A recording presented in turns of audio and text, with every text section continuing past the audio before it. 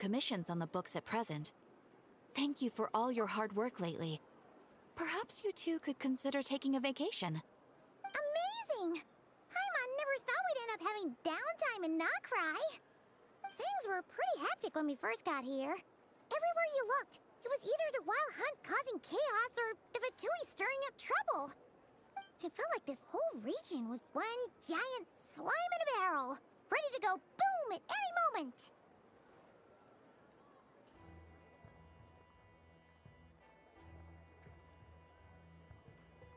Sure have. Things were looking pretty dicey, but in the end, we managed to turn it around. Whoa! Paimon just got deja vu! Oh, that's right. It's because we've done this like a million times now. Ah, yes. Are you two aware that the Moon Prayer Night is soon to take place?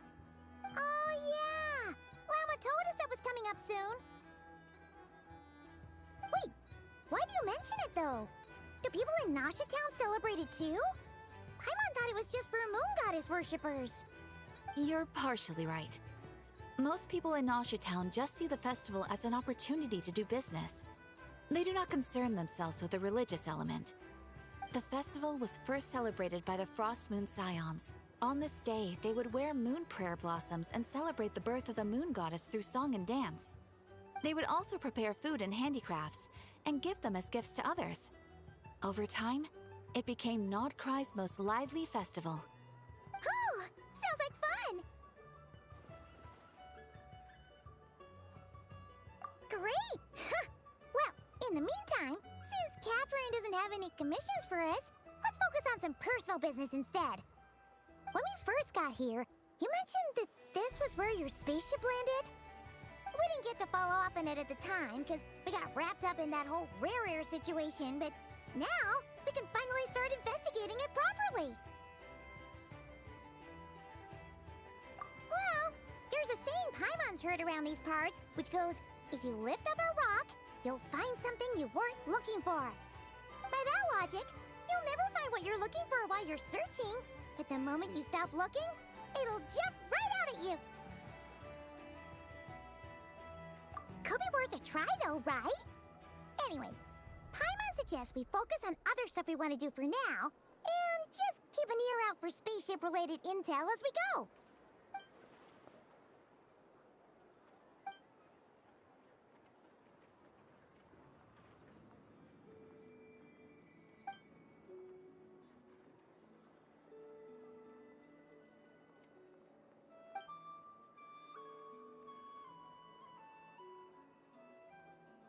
What's wrong?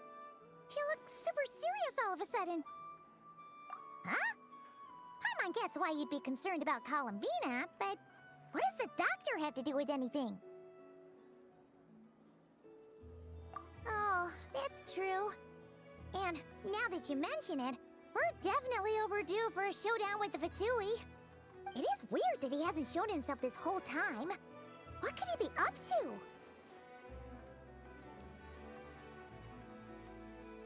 True. Paimon would much rather deal with Marionette anyway. She says the meanest things, but when it comes down to it, she doesn't seem like a bad person. Maybe it's the pressure of being a Fatuse? Especially as a Harbinger. Does she feel like she's gotta act tough to keep up appearances or something? But then, every time we headed out with Rarier, she always wound up having to repair Polonia and her other robots. That's gotta sting. Losing face always hurts more for people who care a lot about their image. She's probably still furious about it.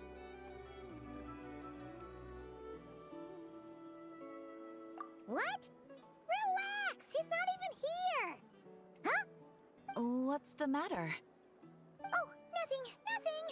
Sorry, we'll be on our way now. Where are we again? Oh yeah, Columbina? Right, yeah, let's go see Columbina.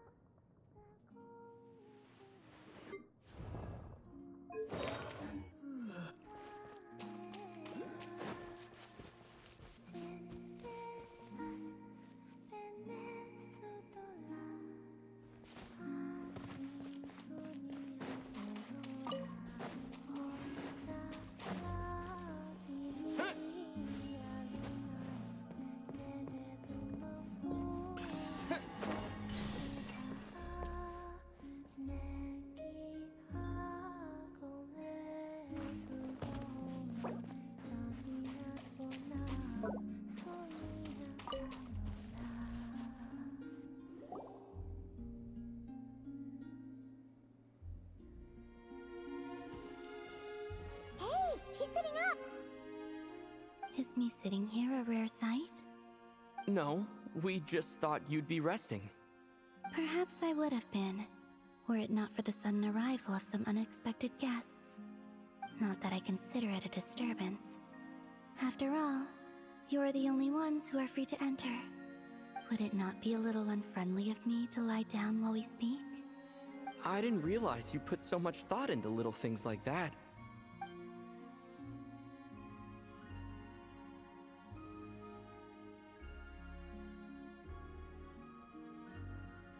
Only sometimes. There have been moments lately where I think about you and your companions. They are warm, mysterious, and cozy memories. Very few of my past memories are anything like that. They say that travelers return home bearing bags full of souvenirs. But my luggage was empty, and I believed it would stay that way. Return home? So, you're still planning on returning to the moon? Yes. This planet continues to reject me, reminding me that I do not belong here. If I remain into that, there will come a day that I disintegrate. And I don't mean reduced to dust, or turned into food for the flowers. I mean, I will cease to exist entirely. Alright then. Well, we're sure gonna miss you. But it sounds like we'll have to say goodbye. How do you intend to return? The moon prayer night is soon to arrive. On that day, the moon will be closest to Devat. The Kuvaki in this land will reach its peak at that time. I merely need to grasp the tide, and with relatively little effort. Oh, Paimon gets it! It'll work like a slingshot! You make it sound like she's gonna get blasted up to the moon. If I did that, I suspect I would crash into the false sky. I will be using a much gentler approach. But I do like the analogy. It's fun. You see? She gets Paimon's sense of humor. In the blink of an eye, the time has come to part ways. It does feel that way, doesn't it? Time seems to fly fastest when you are enjoying it. I have always thought of myself as a wanderer on this earth, and it has never expressed any desire to keep me here. Yet, just as I plan to depart, it tugs at my arm. Is this a gesture of affection? Or is the world mocking me? Oh. Were you hoping I can answer that? Yes. You are a traveler, so you must have a lot of experience in this area. Then, what I would say is, enjoy the moment. That's right! Don't overthink it! Happiness is happiness and joy is joy! The point is to enjoy it, not analyze it! I see. Then what I would say is, even though I am very tired right now, I am still happy. I can't tell from the tone of your voice. Oh, really? You don't think I sound happy? I'm just kidding. I could tell you were in a good mood today from the moment we saw you. Ah, a joke. Albeit not a funny one. Anyway, I assume you're here about you-know-what. Give me your hand. Actually, it's not that. There's something else we wanted to discuss with you. Oh. Then, do you still want to give me your hand? Or not? Sure.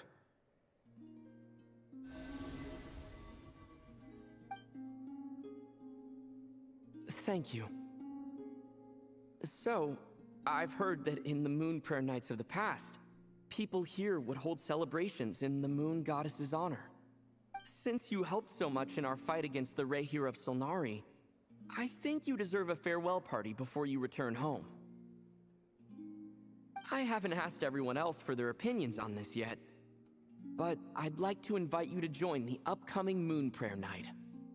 I've never joined a moon prayer night before. I'm not sure what I would even do. Oh, don't worry about that! We take care of everything. All you need to do is show up. Of course, there's no need to force it if you're not feeling strong enough. It's just, this kind of felt like a golden opportunity. But they call me Kutar, and the Fatui have an arrest warrant out for me. I shouldn't appear in public right now.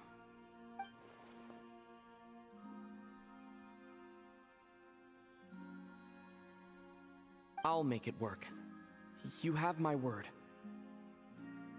Yeah, we got your back. Well, he does. Paimon's actually not too sure what he's planning. All right, if you're sure. I will not refuse your invitation. I suppose it wouldn't hurt to pack a few more sights from this world into my suitcase before finally learning what my homeland looks like.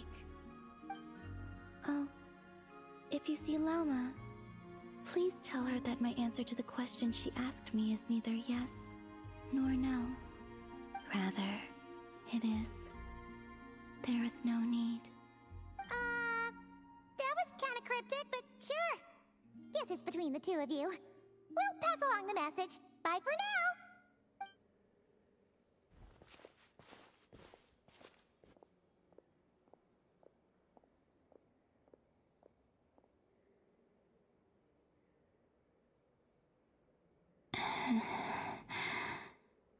And also, I do not know.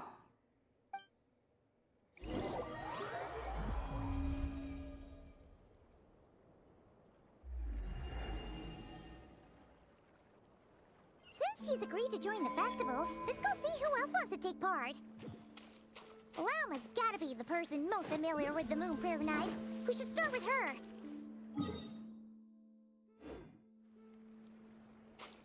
Also,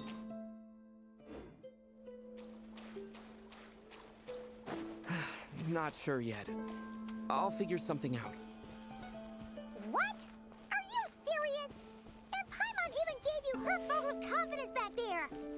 When did you become so sneaky?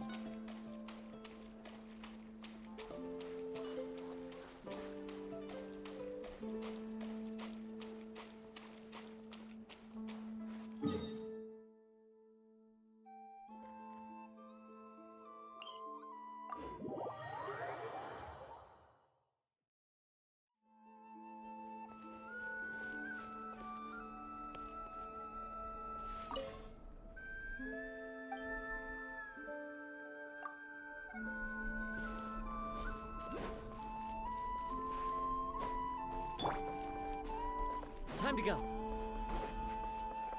Hey,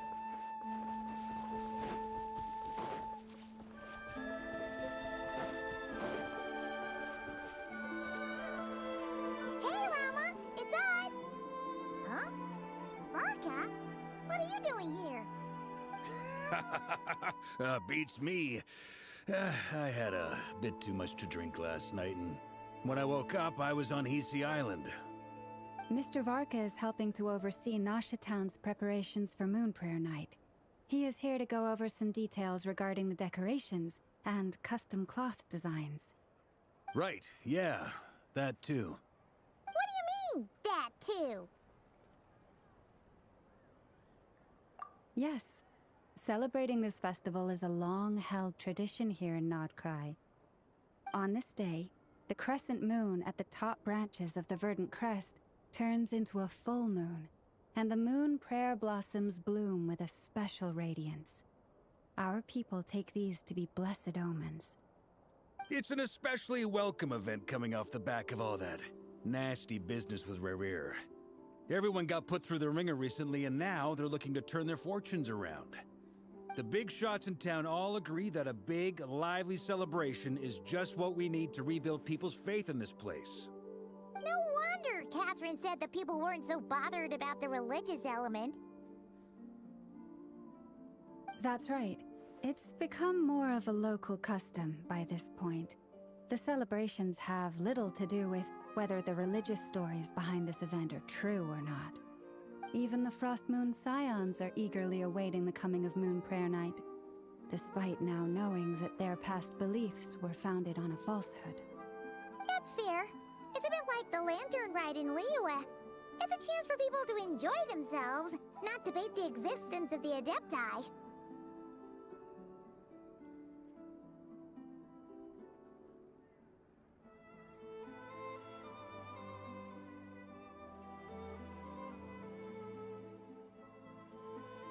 Oh, one other thing! We just went to see Columbina. We went ahead and invited her to take part in the festival this time. Hope it's okay. Wait, so... You mean she agreed to it? Huh. That's quite a surprise.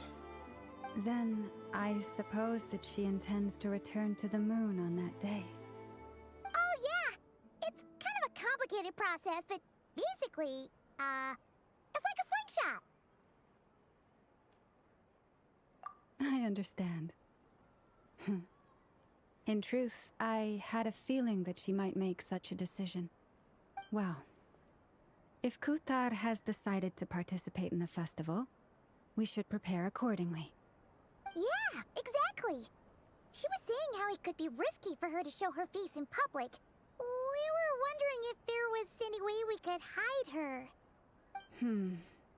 Unfortunately, the people who carved the statues did an excellent job of capturing her likeness. It will be very challenging to hide a goddess whose face everyone is so familiar with. Darn! We may have bitten off more than we can chew here. Nah, don't sweat the small stuff. We can handle that. Huh? Are you saying you have a plan? Not as such, no, but the most important thing with a festival is to keep the mood light and your spirits up. You can't go preparing for a festival with those long faces. You'll never convince anyone to enjoy themselves. The Mondstatter spirit is strong with this one. As it happens, I agree with Mr. Varka. Let's start by making our appreciation for Kuthar the beating heart of the festive atmosphere. And who knows? Once we get the ball rolling, perhaps everything will just fall into place. Hey! Did you catch that? Llama said the thing! Or close enough, at least. I'm looking forward to the Moon Prayer Night already.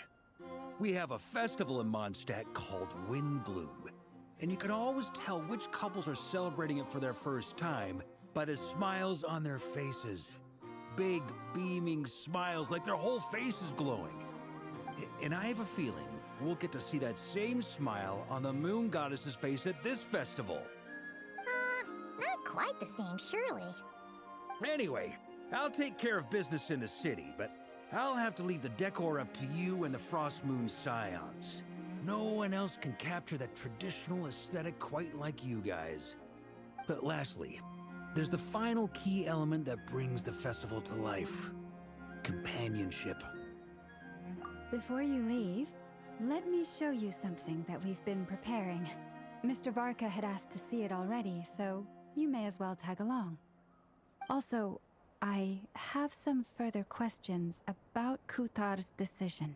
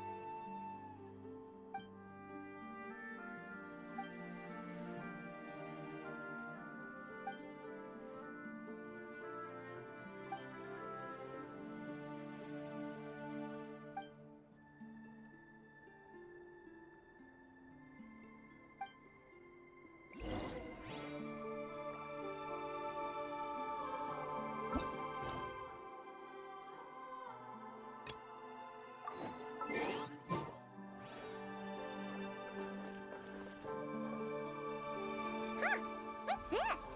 They sure look like they're having fun. I believe so. Kuhenki seem very skilled at playing drums like these, although I'm not sure where they learned it from. Maybe it's an innate talent? In their eyes, they're probably just playing with toys.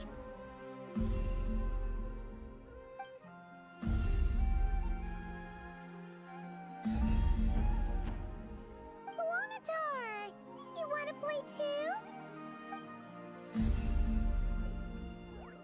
Yeah. She looks more confused than anything.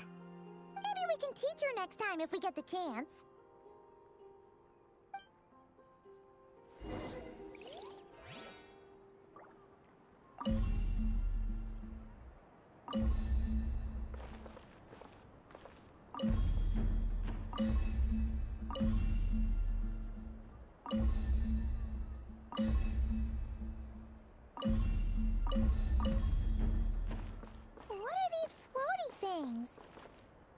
Moon veils.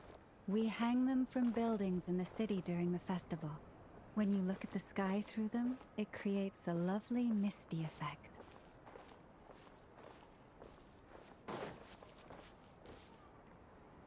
Everyone seems hard at work. They're preparing items for Moon Prayer Night. For instance, the sculpture being made over here, Mr. Varka and I were just finalizing the details of where it will be placed. Ah, there she is. I didn't know the finished article would be so large. Not to worry, though. All the necessary arrangements have been made. Just let me know once it's ready, and I'll get some people to ship it over. You have my thanks. And over here, we are preparing a very traditional confection. Oh, look at all these colors! It looks great! Can Paimon try one? Of course. I have a feeling you'll like it a lot. You bet! Sweets and treats are Paimon's favorite!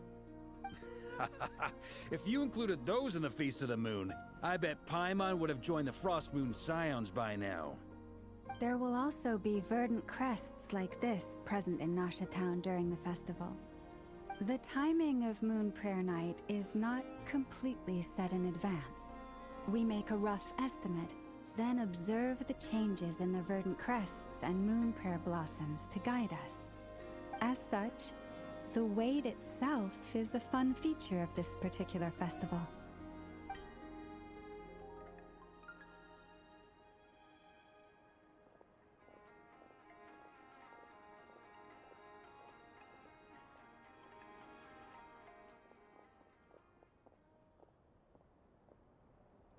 Let's talk here. To tell the truth, I am very surprised to hear that Kutar is willing to participate in the festival. I once asked her if she'd be willing to stay with the Frost Moon Scions. I could introduce her to everyone, and we could be a family to one another. She did not answer, but she has not appeared here since. I took this to mean her answer was no, but if that were the case, she would not have accepted this invitation.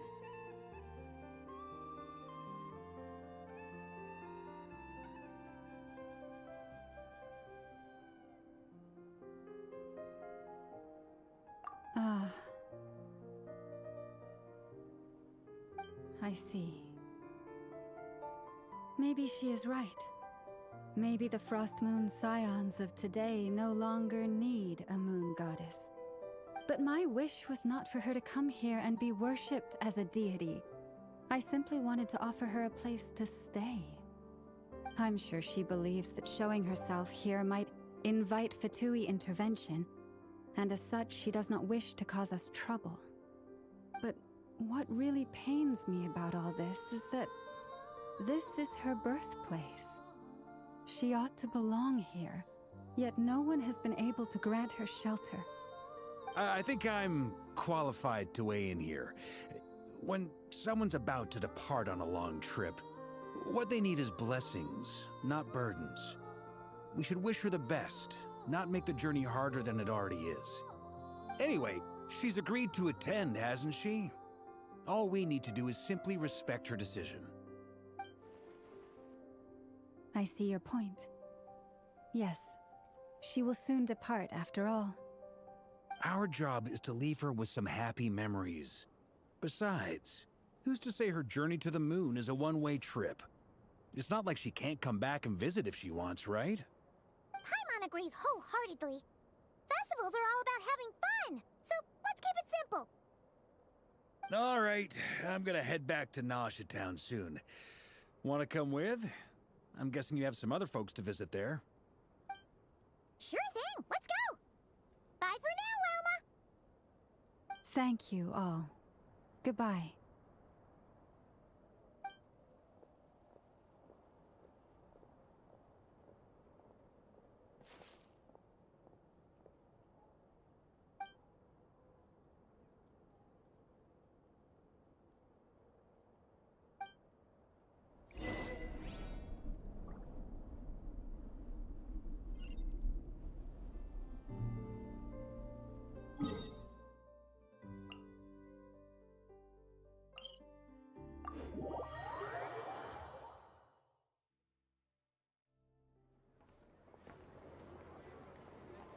Huh? Hey, over there! It's Durin and Albedo with Flints! What could they be chatting about?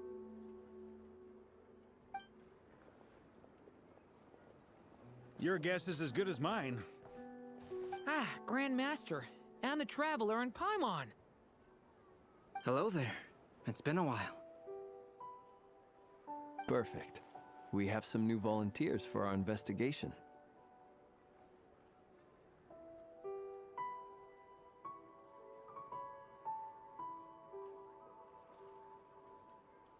Wait, let me guess. The righteous Lightkeepers are finally ready to hunt down the Abyssal Dragon? Haha. Yes, that too. Yeah, right! Oh, wait! Why does everyone keep saying that too? Well, to be precise, the facts match, but not the causality. Wait, so I guessed right? Half right! Don't act so impressed with yourself. Maybe I can explain. We ran into Mr. Flint's north of Nausea Town. At that time, we just noticed a few abyssal creatures out in the wild, but the strange thing was, I didn't detect any traces of abyssal energy on them at all. On closer inspection, we realized that they were not real monsters, but something akin to reflections in the water, or perhaps a mirage. Huh? What do you mean? Like, you could see them, but not touch them? Exactly. It was very peculiar. They roared and tried to attack us, but we could not make any physical contact with them. I think I've heard of things like that happening in Notcry before, but I don't know much about it. Yes, it's a known phenomenon. Mirage-like illusions tend to appear in Nodcry in the run-up to Moonprayer Night. From a distance, they appear quite real. I myself thought that Misters Durin and Albedo were locked in battle with abyssal monsters when I first arrived. But after sharing intel and investigating a little further, we can confirm that these illusions are harmless. There is no great cause for concern. All the Mirage stories I've heard are either animals, rocks, or small houses. Abyssal monsters, though? That's a first. It's a first for me, too. So I'm planning to look into it further just to be on the safe side. I intend to inspect a few more locations. What about you two? Any plans? Alice contacted me a few days ago. She'd like me and Durin to assist her with an experiment. But we lost contact shortly after receiving the message. I'm sure that comes as no surprise to anyone familiar with her. We don't know when the wind will blow, yet when the wind blows, we will know. That, in a nutshell, describes how Alice operates. Yeah, that tracks. Okay. Well, I suggest we investigate this Mirage business in the meantime. It's piqued my curiosity, and I'm pretty sure I know someone who will already be 10 steps ahead of us. Well said. Right? Whatever's happening in Notcry, she always seems to be the first one to know. Let's go see what she knows. We can invite her and her staff to the festival while we're at it.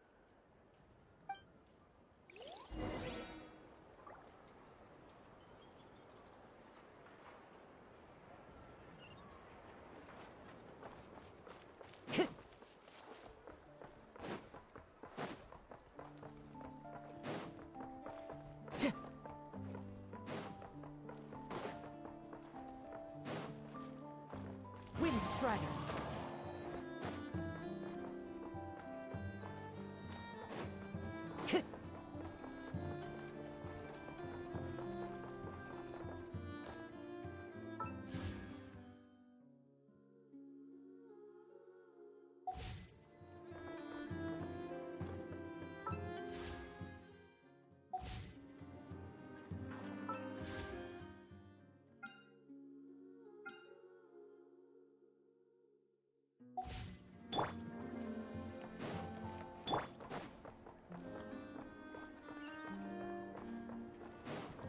Time to go.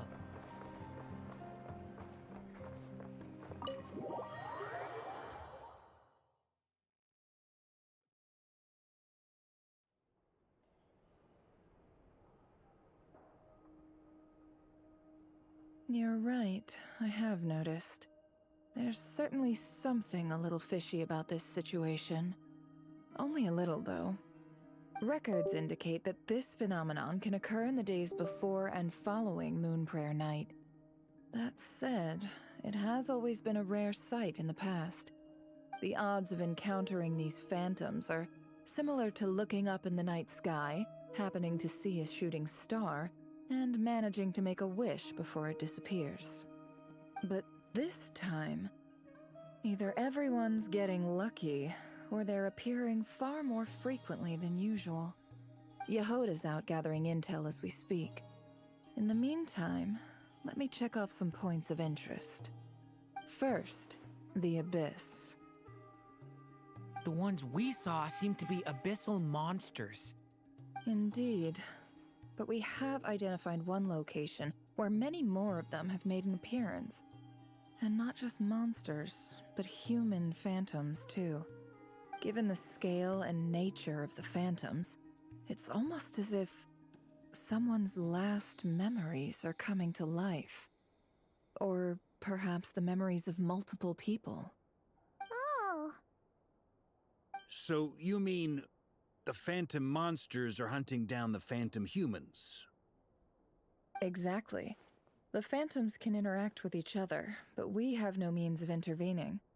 In addition, some of the human phantoms would seem to be from the very distant past. This is clear both from the clothing they wear and the stories they tell. They claim to be from Hyperborea, a name which I've heard from Lauma before. If this is true, it means they must be from 6,000 years ago. Did Paimon hear that right? 6,000 years?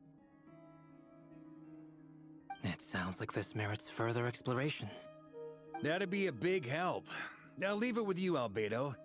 My knowledge of ancient history is non-existent. I used to doze off every time the pre-Knights Favonius era came up in class. It's quite a miracle that you were able to understand these phantoms' speech, given how long ago they lived. I suppose you're right. But I'll leave the archaeologists to ruminate over that conundrum. As an intelligence broker, my sole interest is in the value of the information I gather. Which, in this case, hopefully means earning myself some good favor with our dear Lady Moonchanter.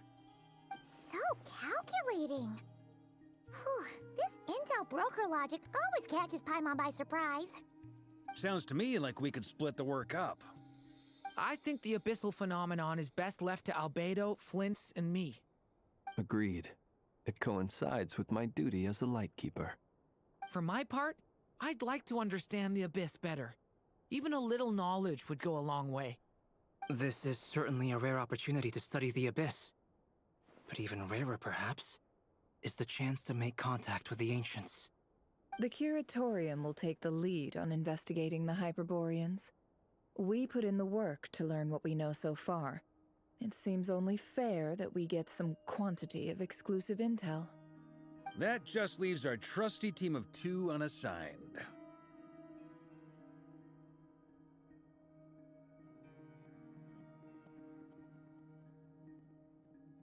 Since you became an honorary knight, of course. This was part of my grand plan all along. Ha ha ha! Oh yeah! By the way, we managed to convince Columbina to come to the Moon Prayer Night celebrations. Would you and Yehoda like to join too? She agreed to that? Huh. Quite an achievement. Never underestimate the traveler, I guess. I'd be happy to join. No point shutting myself inside when the streets are all decked out.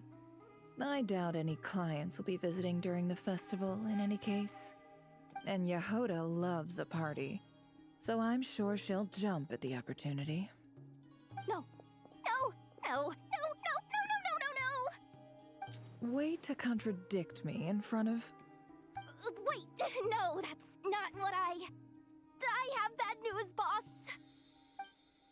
So many people. Alright, everyone inside! Quick!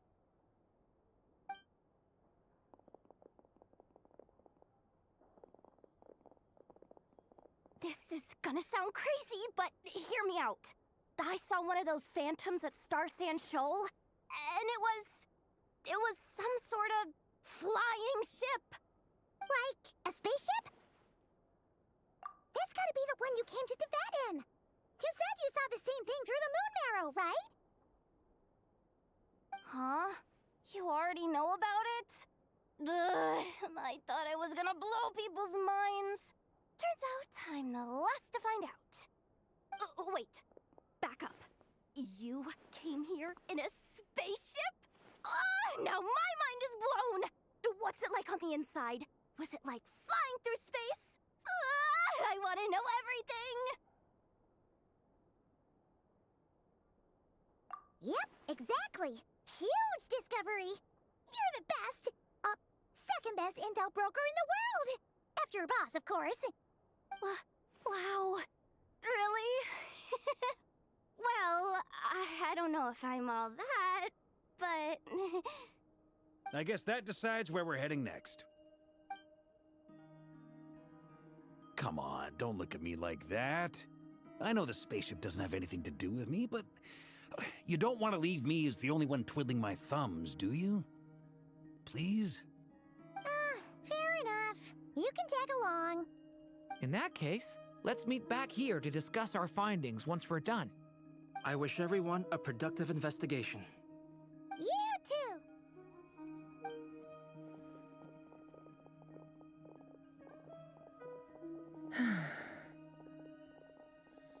What's up, boss?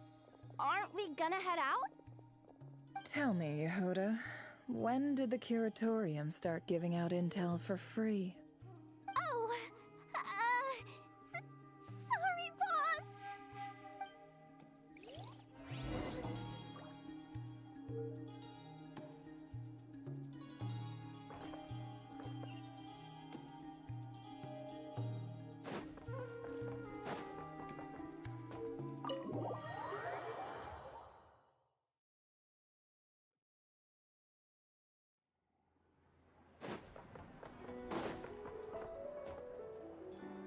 Into the wind.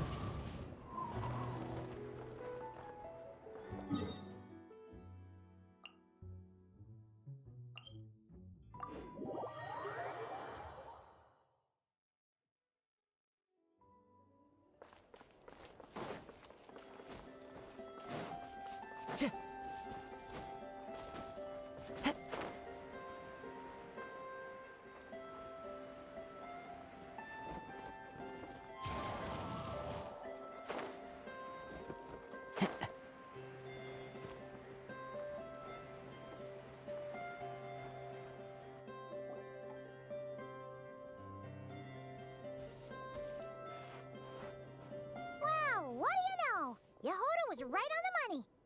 This Phantom really is your spaceship. But that's so weird. why would it show up here? Is it some kind of projection? Or a ghost? Like, maybe it no longer exists, but somehow it left an afterimage? Ah, you're already here. Miss Lauma, what a surprise. I thought you were busy with festival preparations. I was, until one of our people informed me that a strange sight had appeared at Star Sand Shoal. No one's ever seen something quite like this before. I thought I should see it for myself. Same here. Oh, so we heard that these things appear around the festival period. Any idea why that is? Unfortunately not. We have very limited information about them, since they can't be interacted with. And no human phantoms have ever made an appearance before now.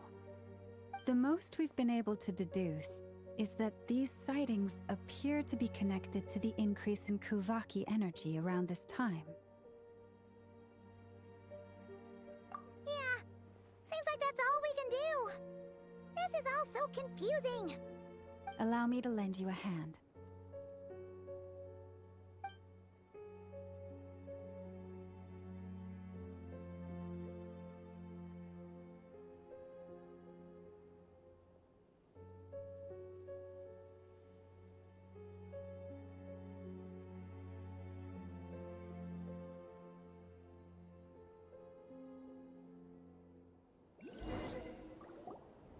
Everyone, our friend here should be able to provide us with some information.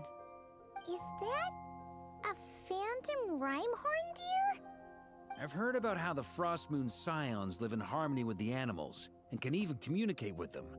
That's coming in handy now, for sure. Okay. Yes, I understand.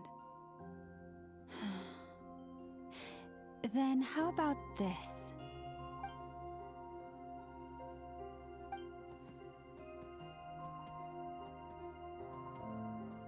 Oh, it's leaving.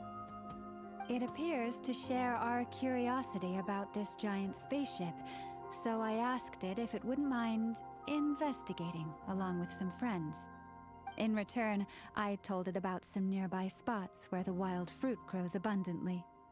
We may live in a different era from these phantoms, but I trust that the terrain, climate, and ecology here are more resistant to the effects of time than some things are. Let's give them a moment and hope for the best.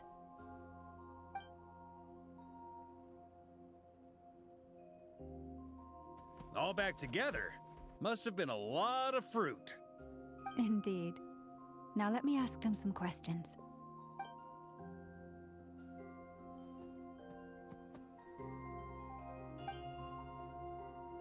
It did find a lot of wild fruit, enough for them to feast for a long while. This puffin circled in the air several times, but didn't spot anything out of the ordinary. Certainly nothing to do with the spaceship. Huh. Well, it definitely makes sense to get a bird's eye view. Indeed. Other than that, I was also thinking that the world these phantoms see is also different from ours. Oh, I get what you mean. The wild fruit exist in both times and spaces, but there might also be things that only exist in that space-time, which we can't see.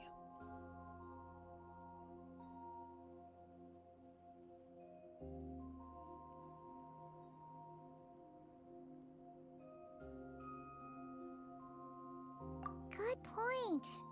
Great thinking, Lauma. Blunthorn rhinos can use Kuvaki to shift great rocks, but this one says it couldn't get that ship to budge by even an inch.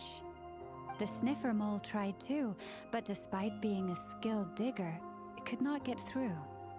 They say that the spaceship looks robust and undamaged. It seems completely impervious to any and all attacks. Whatever lies within is well defended from harm. So, just like us humans, there was nothing they could do about this spaceship either. Yes, still, they deserve our thanks. We are grateful for all your efforts, dear friends. Now go. and enjoy your feast. I've noticed some other human phantoms gathered nearby. Come on, let's go talk to them.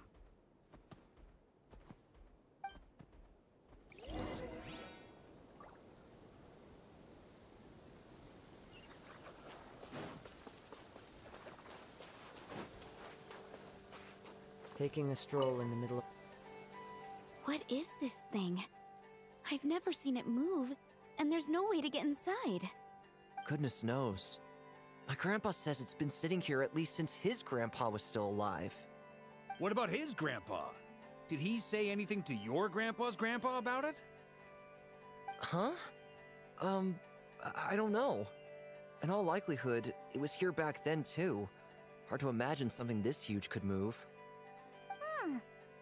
Guess that means that as far as they're concerned, this ship's been around a long time.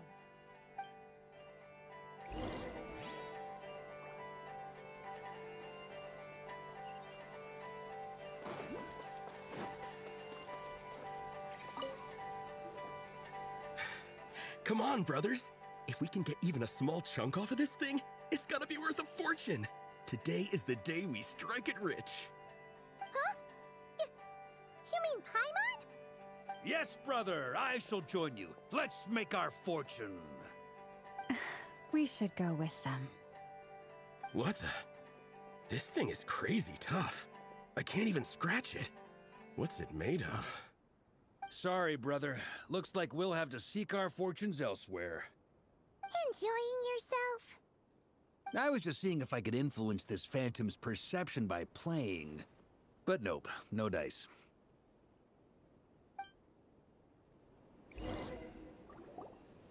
I'm sure we're all starting to build up an idea of what's going on here now that we've spoken to some of the people. These phantoms are reenacting real historical events in Nodcry. It's almost like we're in some kind of interactive stage play. We can talk to the actors, but the plot is fixed, and we can't influence it. It makes sense. History is set in stone. The objective facts of the past cannot be changed. Paimon totally thought you were just goofing around earlier. But actually, you were doing some serious investigating. Of course I was. Anyway, at this point, I think we're forced to conclude that although the Phantom spaceship is right there in front of us, we aren't going to learn much about it from these people.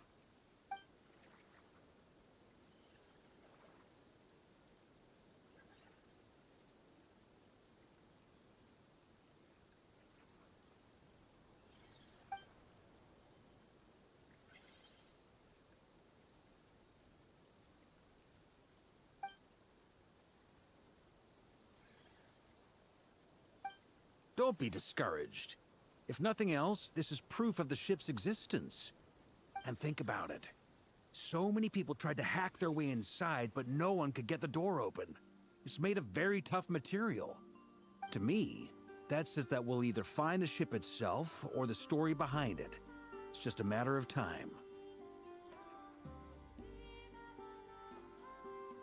Huh. Every now and then, when Varka gets serious, he actually does seem like Grandmaster material for once. I wonder how the others are doing. Let's head back for now. Sounds good. Also, drinks are on me if Team Knights of Favonius is the first to finish. Wait, we have a team name now?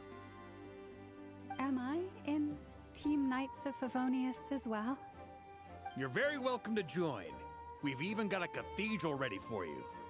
Isn't that technically blasphemy? You wouldn't dare make a joke like that if Barbados was in earshot. Nah, I'm sure Barbados doesn't mind a little harmless blasphemy once in a while.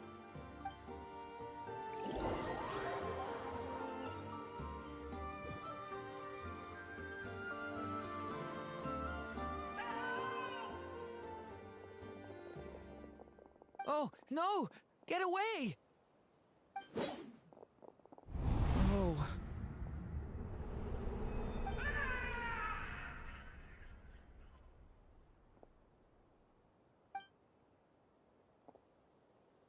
I know it's hard to stomach, Mr. Duran. But as I'm sure you've noticed, There is nothing we can do to intervene in that which unfolds before us. But we have to at least try. And try you have. But are you aware of how many unsuccessful attempts you've made now?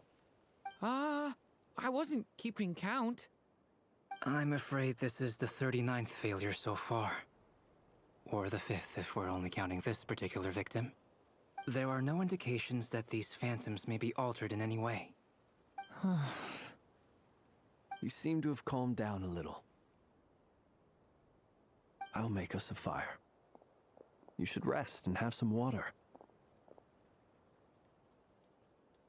Feeling any better now, Mr. Duran? May I ask a few questions?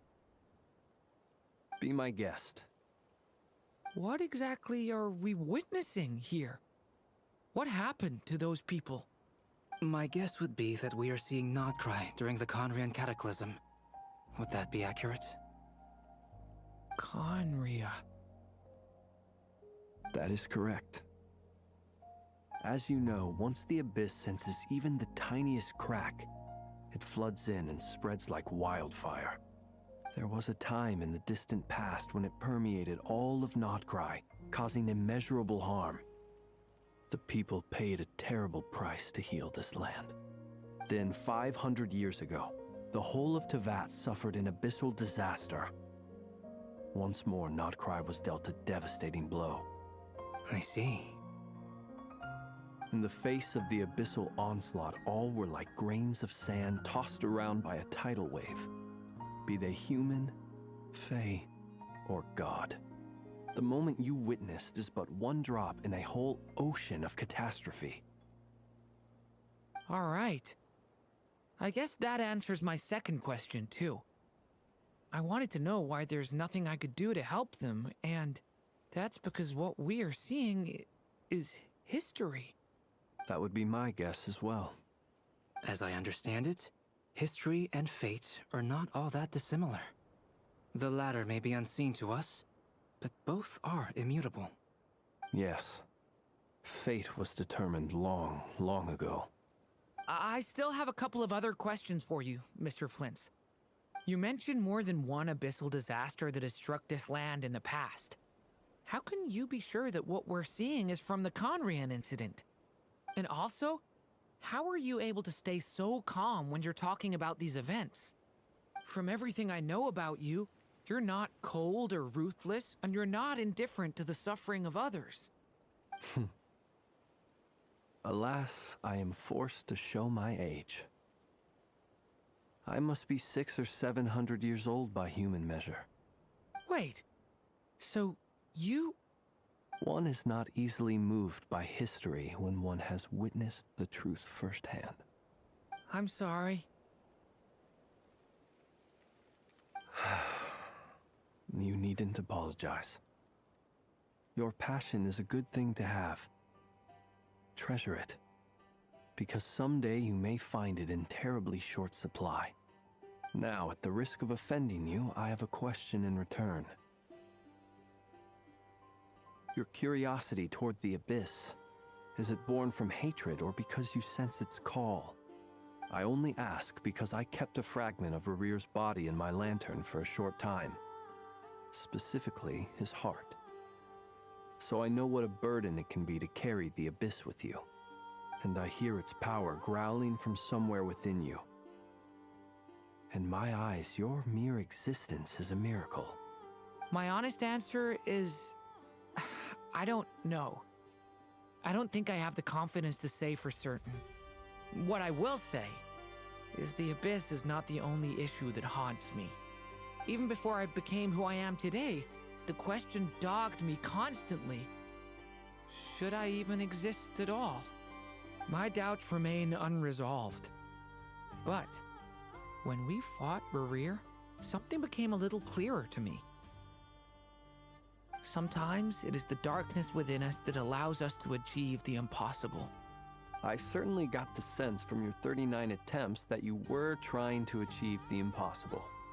It sounds like you've resolved to see the truth for yourself. Absolutely. In that sense, he and I are quite similar. Then I wish you every success. I look forward to the day of your transcension. Well, if everyone's caught their breath, I suppose we should head back. Oh, and one last thing. I'd appreciate if you kept our discussion about history a secret.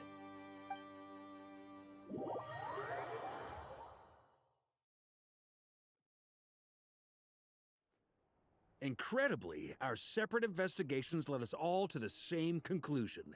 Hooray for consensus! Yeah, but we barely learned anything, though. I totally thought this would be the mother lode. Talking with the ancients? I mean, come on! But nope.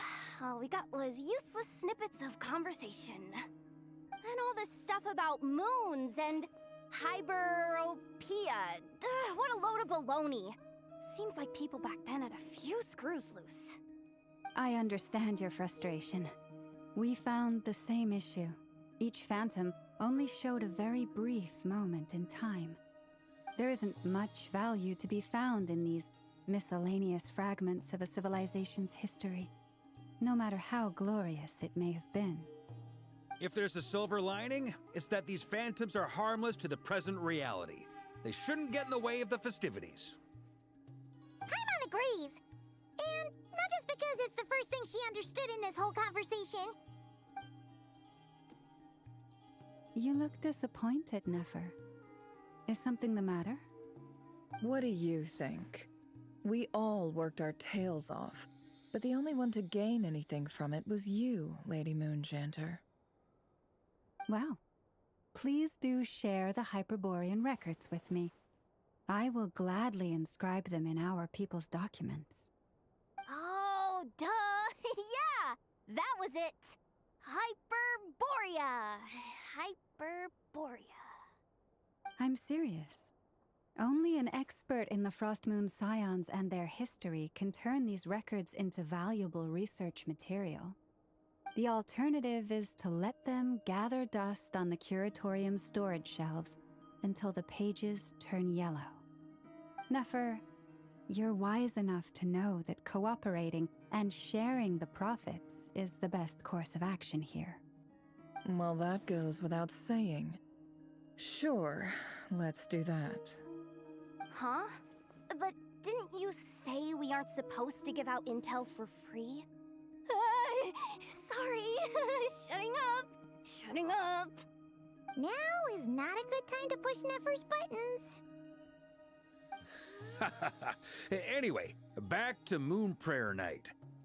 I'm thinking that we should prepare something a little special, aside from the usual decorations and so on. You mean a parting gift? Can't go wrong with food.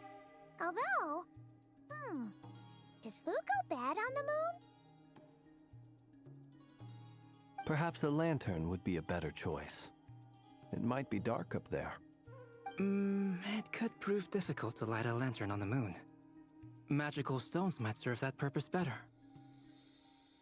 What about a clockwork mecha model from Fontaine? I've got a whole bunch at home. I use them for fighting practice in my free time.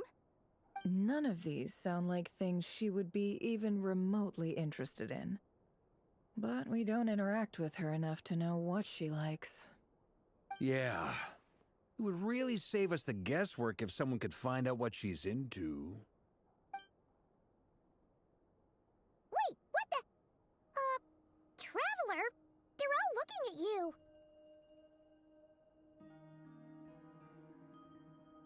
Great! Haha, problem solved. Now, I need to stop by Dory's. Gonna need her help sourcing a bunch of stuff for the festival. Then let's leave it there for now. We all have our own business to attend to. Traveler, if you find out what Kutar likes, let us know right away.